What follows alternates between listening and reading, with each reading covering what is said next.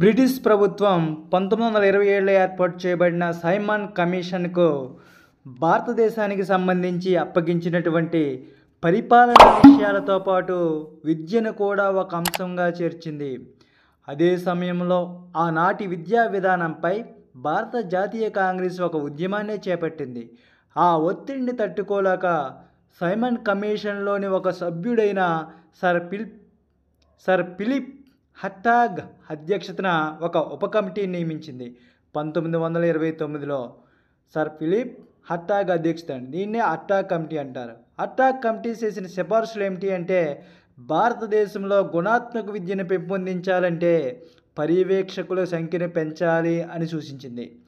ప్రాథమిక విద్య అందరికీ ఉచితంగా అందజేయాలని తెలియజేసింది. అందరికీ ఉచితంగా అందేలా చూడాలని తెలియజేసింది.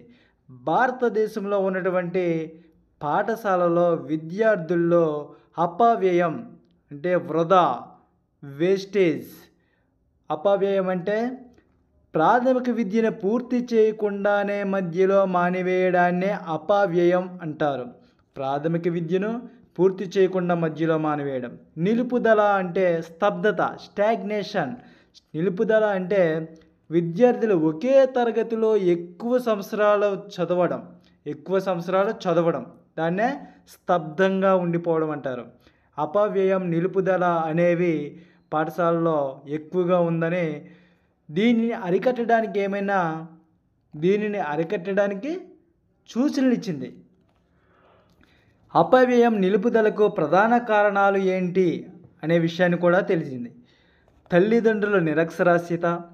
తల్లిదండ్రుల యొక్క నిరక్షరాస్యత, శిక్షణ లేకుండా ఉన్న ఉపాధ్యాయులు, పేదరికం అపవ్యయం, నిలుపుదలకు ప్రధాన కారణాలుగా తెలిపింది.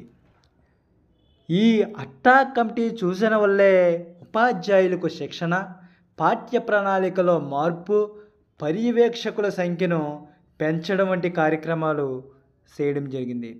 ఈ హట్టాగ్ కమిటీ సూచనల వల్లే జరిగింది ఇదంతా.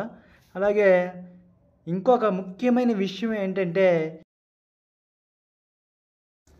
Cab, cab central advisory board of education.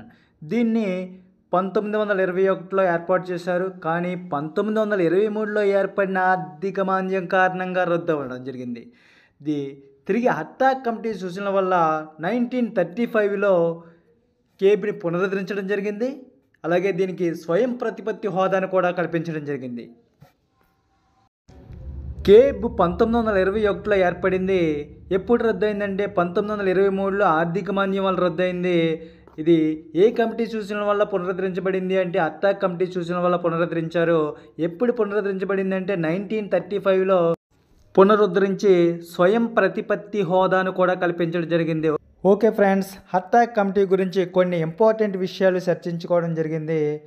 Please subscribe the channel. జై హింద్.